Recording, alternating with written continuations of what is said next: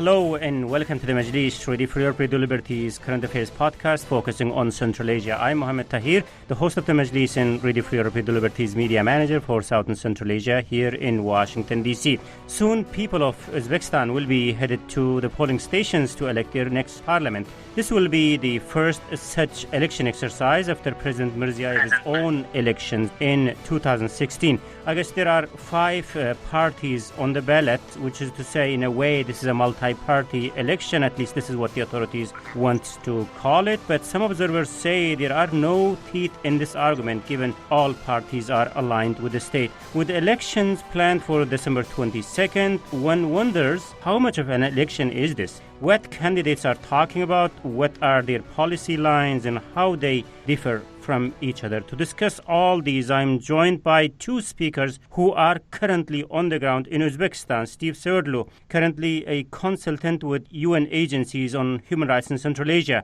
Nobahar Imamova, a journalist with the Voice of America's Uzbek service. And Bruce Pannier, editor of Radio Free Europe, Radio Liberty Central Asia blog, Kishlog Owazi. He is joining us from Prague. Welcome on board, colleagues. So let me begin with you, Nobahar. We have only 1 week to go. How you would describe the election atmosphere now in Uzbekistan? It's a very exciting and dynamic atmosphere as far as Tashkent, the Uzbek capital, is concerned. You already have dozens of international visitors, experts, people who are here to observe, to monitor the election process.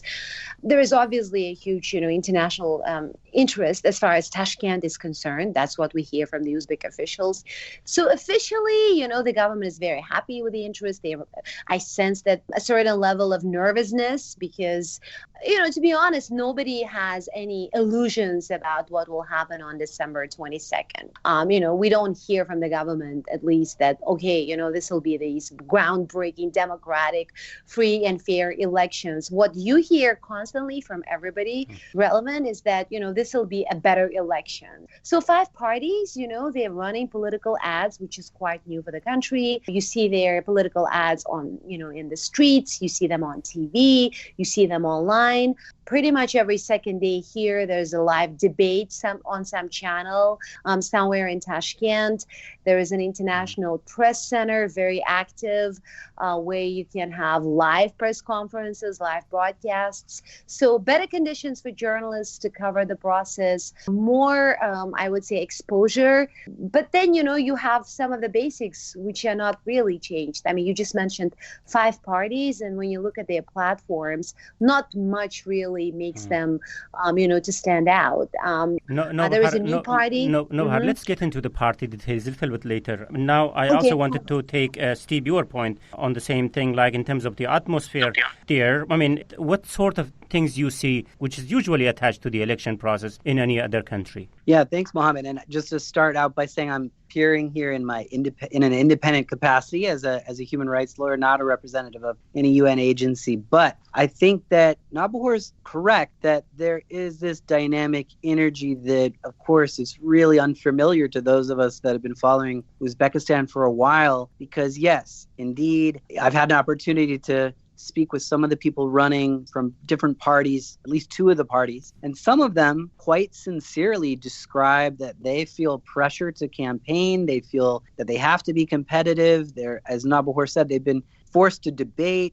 I was talking to a candidate from Namangan, from the Adolat party, who said, I've got 3 people I'm competing against in Namangan. They're journalists. We're having open debates, and they're telling me that, I've already served 1 or 2 terms and it's time for me to leave, and I've got to prove my candidacy to my constituents, which is, again, I hear this and I say, really? Are you really feeling at risk? And then you compare that information from some of the candidates to that guy on the street, the taxi driver, the waiter, the waitress. I mean, I've talked to a lot of people over the last few weeks who are still very cynical and say everything's preordained, everything's already set in advance. And so I'd say that dynamism and the energy is mostly in Tashkent, mostly among those of us that are seeing some green grass shoots of change coming, emerging in Uzbekistan. But there's still this fundamental issue, which is that the way these elections are structured, they aren't free and fair. They are more competitive, but they're not fundamentally free or fundamentally fair. We can get into some of those specifics of that. When you say not free and fair,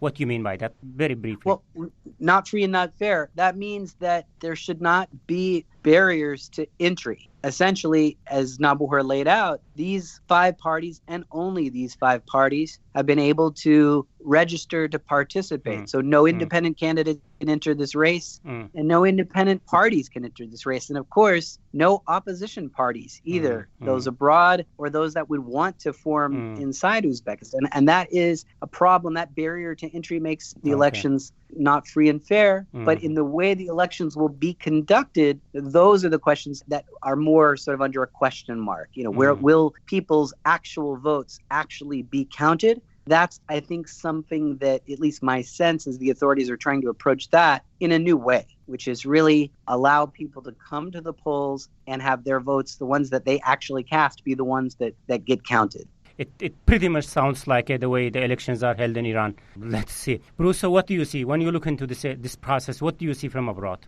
Well, I mean, I agree that it's certainly fascinating to watch the excitement that this has generated among some people in the foreign community and even some Uzbek officials, because, of course, as we've heard, we basically have 5 pro-presidential parties that are running, and they're really, while they try to distinguish themselves on some issues, I think a lot of the core issues that would get the population more excited are just, ignored or glossed over entirely. I mean, it was pointed out that, for instance, they're having all kinds of problems, energy problems, heating, electricity, things like that, and yet this isn't an issue that any of the parties have addressed. So, you get some of this stuff, but it's a little bit more jazzed up than it was in previous years. But I mean, I totally agree with the point that there's, sadly, there are no independent candidates or truly genuine opposition parties involved in this. And I would have thought at least independent candidates might be something that they would bring back. I mean, the last time they did that was the 2004 parliamentary elections. And then they passed legislation in 2008 to ban that. But this would have been more or less harmless, because with 5 parties,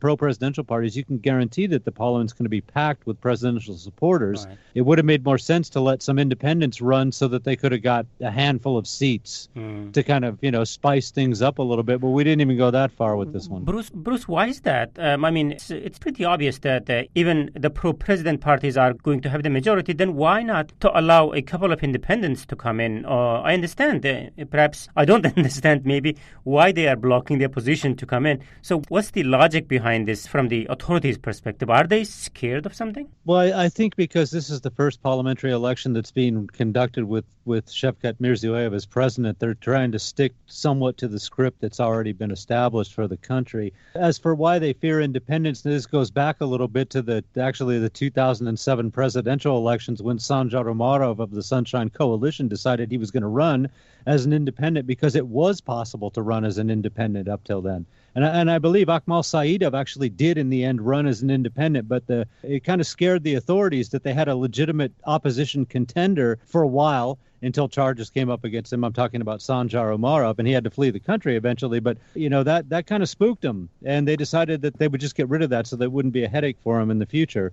And then, of course, there was a lot of propaganda that surrounded that with various officials and experts appearing on TV and radio to explain that since so many people in the country were involved with political parties anyway, it didn't seem to make a lot of sense to have independent candidates. But, like I said, clearly there's some people with some fresh ideas who understand their constituencies probably better than the candidates who are running for seats in those constituencies. And it would just help if they would, like I said, something fresh, something new injected into Parliament that at the same time doesn't really represent a threat to the established order in the country at the moment. Now these all pro-government parties, Novahar, yes. what they are really talking about? I mean, what are their slogans? I mean, there is a lot of new things you hear from them. I mean, earlier Bruce mentioned that some of the critical issues are not being discussed. Actually, they are. The lack of electricity, the lack of the shortage of gas in the regions. You hear them being discussed, actually, in the debates,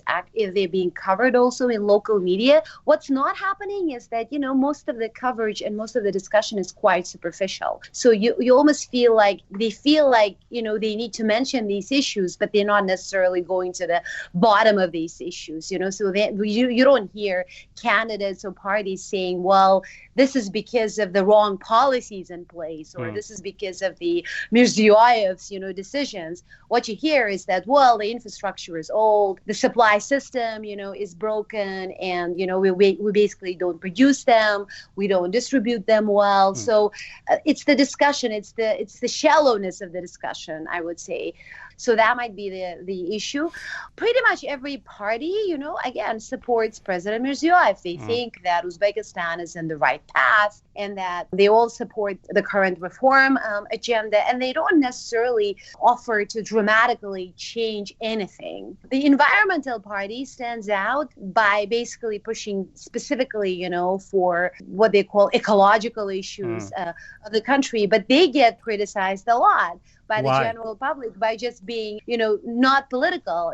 I hear it was very interesting to watch some debates where other parties were accusing the environmental party or criticizing the environment party for not really being political, whereas they don't necessarily have that kind of a political agenda themselves too. So it's quite primitive. I mean, speaking politically and policy-wise. Okay. What's changed again is that, they want to show themselves. They want to promote ideas that they believe in. It's, we may not like the ideas, but they're fighting for something at least, so. Yeah, no, but showing themselves within a very limited choice of topics, I guess.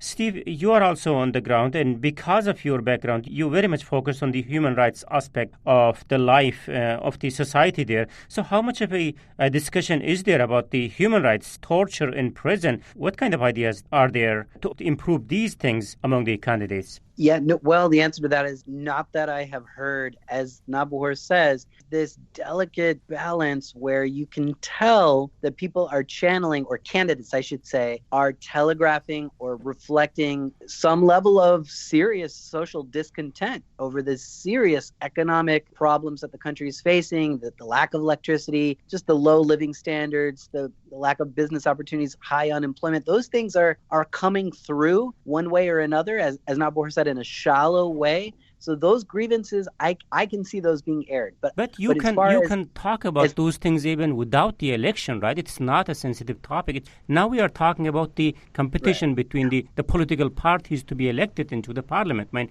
this has to be a different level. That's what I'm saying. Right. And I was going to say, I think you're right. Well, those issues are sensitive to the extent they deal with powerfully vested interests of different hakims, different factions, I'd say, in the government that have economic interests and policies that could potentially be at risk, projects that they want to pull through in the next few years. But I was going to say that when it comes to, as you asked, civil or political rights, absolute no, we have not heard that.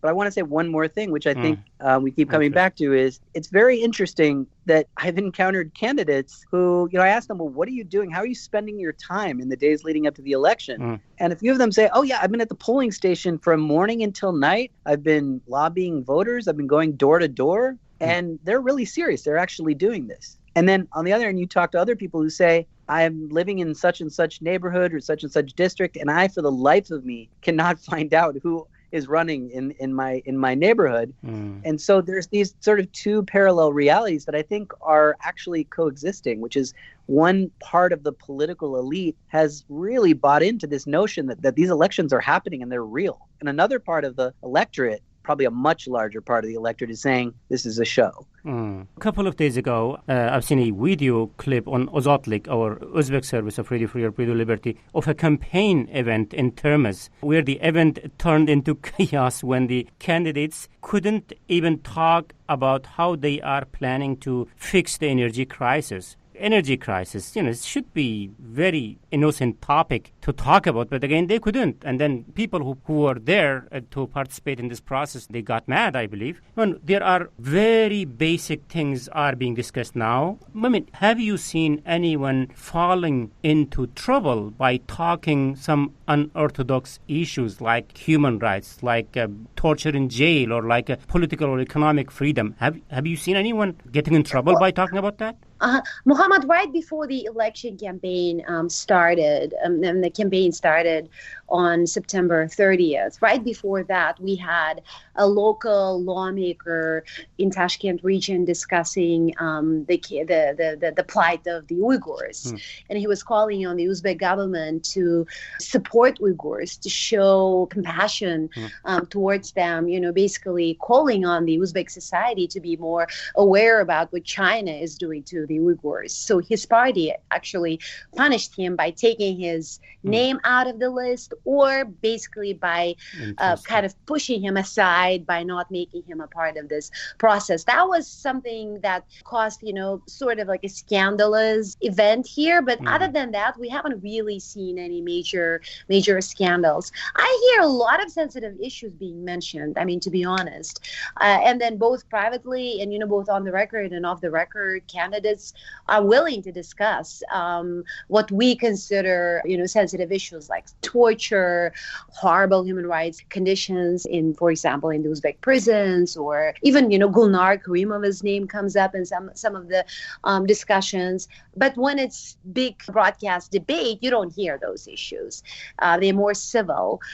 So these things are not, these sensitive topics that you are talking about, these are discussed only in private gatherings or small gatherings, not in a political release. Is it what you are saying? To some extent, they are. But again, when it's on the record, when it's being broadcast, specifically, when it's live, you don't hear people, talk about it. And most of the debates are quite orchestrated, quite, set up. And you don't have long debates. So, they usually involve questions from the audience, 3 or 4, and then the moderators are really good at moderating and making sure that, nothing goes off script. But they're still dynamic.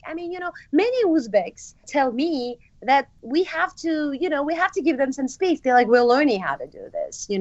Let us learn, let us experience this. Don't expect perfection from us. We don't have that experience yet.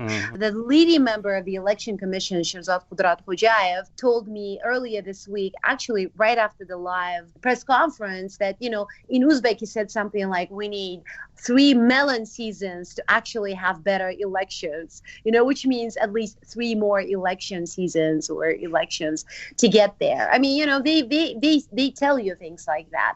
And there is some truth in that too. But you hear all sorts of views now. That's something new about this country, there is a variety of views in this country now. Okay, Steve, staying in Uzbekistan. So when those political rallies happen, I don't know what shape or form those things takes place. What size of crowd generally they attract? Well, Nabor will be able to answer that one better. I haven't seen any outside rallies. Yeah. I've seen televised events. But one other thing that I observed, as Nabor said, to some extent, the more raucous character of what's happening in these elections are a reflection of generally the slightly heightened level of freedom of speech that we've seen in Uzbekistan in recent months and in recent years. And part of that also was echoed by the president in a speech he gave on Constitution Day just a few days ago, where he was responding to this quite scandalous incident when the mayor was taped threatening journalists. And the president implicitly responded to that by saying, no journalists are going to be threatened. Freedom of speech is our priority. And to some extent, that was a reassuring message to have right before the elections. One other thing I found about responsiveness in these elections is there was a blogger who's well-known named Irina Matvienko. She coordinates a site on domestic violence on Facebook, and she noticed that the party platform of Mili Tiklanish was the same text from 2014 and included the year 2014 on their website. And within 20 minutes of blogging about it, they were embarrassed. Clearly, they took it down and they updated their site. So there's this give and take. There's this conversation about the elections, some level of accountability, but no rallies that I can see, Mohammed. Maybe Nabor can add to that.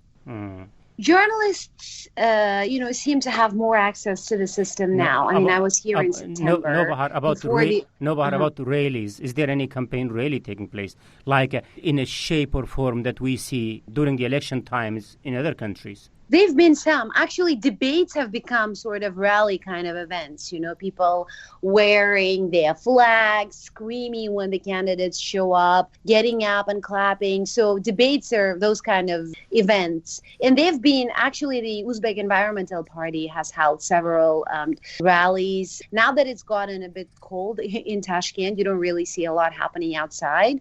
But there are party events every day, and they usually involve hundreds of people. Okay. So we need to move on. Bruce wants to leave us soon, so let me try to finish the discussion before he does. So there are 5 political parties on the ballot. So how they try to differentiate each other, and how they run their campaign. I think earlier, Steve, you were hinting to that. So what are they to talk about their logistics and the way they are campaigning and the finance? So let's continue the podcast talking about these and many other questions very shortly.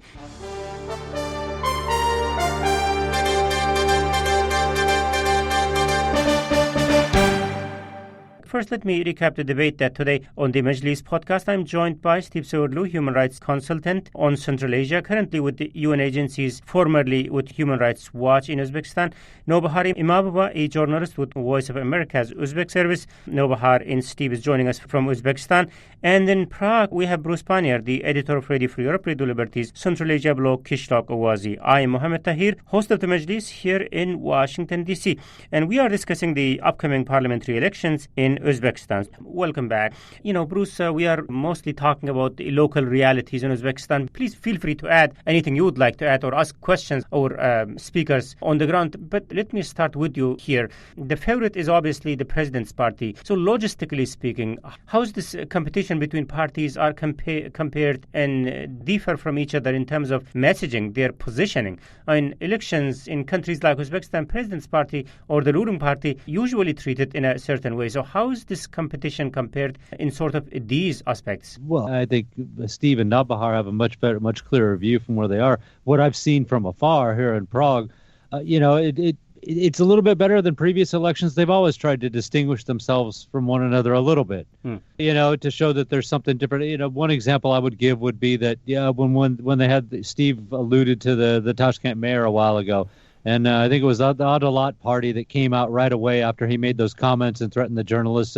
And they said, this is unacceptable and harsh, strict measures need to be taken against him right away. And they also mentioned they were siding with the Agency for Media and Information, which the deputy of that organization happens to be one of the daughters of the president. So it seemed pretty safe to side with those statements. But then Mili Tiklanish came out and said, well, we don't have all the facts yet about this, and so maybe we should wait until a proper investigation. So it's these kind of things that you see, or at least that I've seen. They're a little bit different in their approach to it, but in the end, they're not. It's not like they're going after each other, which is what we're more used to in the West, right? One party goes right after another and starts picking apart their policies. Yeah. Everywhere they can, and you don't really see that. It's mild criticism a lot, and I thought it was interesting that Nabahar mentioned earlier that when people do complain about energy, that they talk about old infrastructure. So it seems that Karimov era projects and decisions are still kind of fair game, as long as they're not still being held by the current government. So you can make some kind of tangential criticism about what's been happening in the country, as long as it doesn't direct people to the people who are those that are in power at the moment.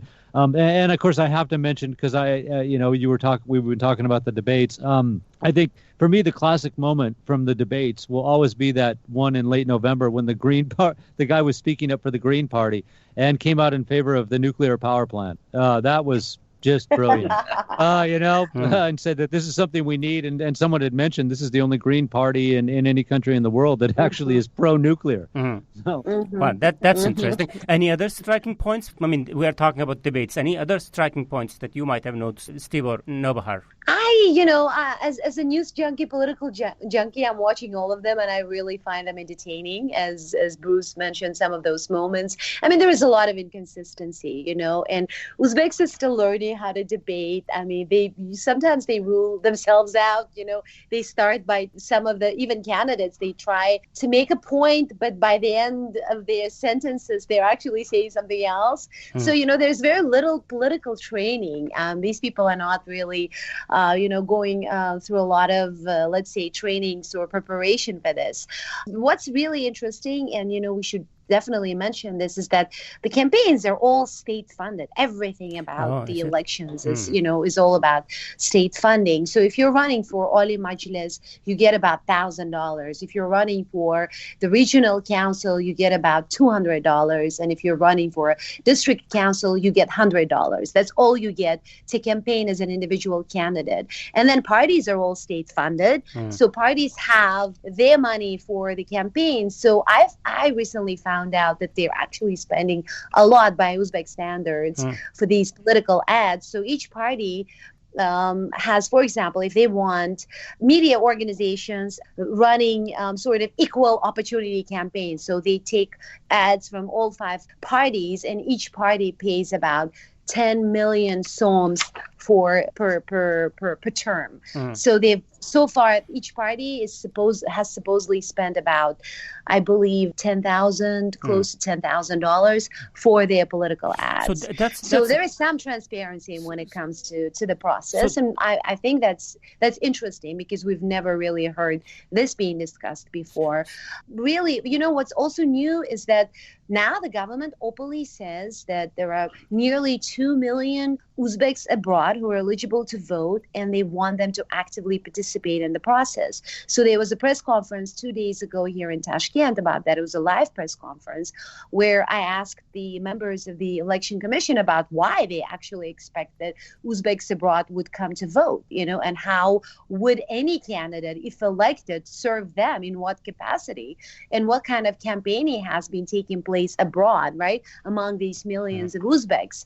Very quickly, Adolat, the Justice Party, responds to that question of mine through a long statement. We got a kind of a very, short but clear answer, I thought. Basically, what he said. The deputy chairman of the Election Commission, Mahmoud Islamov, said that the state's role, the commission's role, is basically to create conditions for the Uzbeks to vote. So it's completely up to them to use the system. But the Justice Party said, yes, we must campaign among the Uzbeks abroad. Their voices are relevant. We want to listen to their, ideas, to their grievances. We are not ignorant of them. But yes, we may not be actively seeking the vote. We may not be actively campaigning among them, but we do consider them a very important part of the electorate. So at least there is that statement. There are some, differences between the parties. I want to just briefly answer to that question of yours, Mohammed. So President's Party, right, Liberal Democrats, they're supposed to be the most liberal. I mean, there is something of a political spectrum now in Uzbekistan. So we've mentioned that Milli Tiklanish, they call them a party of national revival, a national reconstruction. So they're the sort of right in this political spectrum. And then you have the Justice Party, you have the People's Democratic Party, and then the Ecological Party, Environmental Party, I say. They're somewhere in the middle. And the Liberal Democrats are pushing for more economic freedom, business freedom, and the rule of law, human rights, even democratic values are often mentioned by the People's Democratic Party, by Justice. And all of them have young candidates. I think it's safe to say that the new Uzbek parliament will have a lot of young people. That's everybody's safe bet at this point. Maybe, Steve, you want to jump in here. Yeah. Is this straightforward, clear among the ordinary people in Uzbekistan, the voters, which party stands where and for what? Is this straightforward, clear there? It's not straightforward at all. As I was saying, a lot of people are very cynical. Unfortunately, despite all the frenzied work that Nabahor is describing that is going on, there's just this long, absolutely almost 3-decade-long legacy of atomization in politics, of repression and suppression of freedom of speech that, the government is going to have to overcome with a lot more than this. When the president hasn't himself stood at a mic and answered questions of journalists and done a single press conference, then it's hard to model the kind of openness that you need for free and fair elections. I think that's a recommendation we're hearing again and again, and that people like me are making, which is that this has to come from the president. He has to give open press conferences where he takes critical questions from journalists, and that will, ripple through the system. That's a lot better than standing up and giving a speech to insiders. And I should say, this is not about ordinary folks. I spoke today with human rights activists about what they think about this election. And a lot of them told me that they were very worried. They felt that once these elections are over, that the spotlight will again sort of drift away from Uzbekistan, and that they feared, again, some sort of backlash or closing or less attention to human rights issues. One really hopes that's not the case.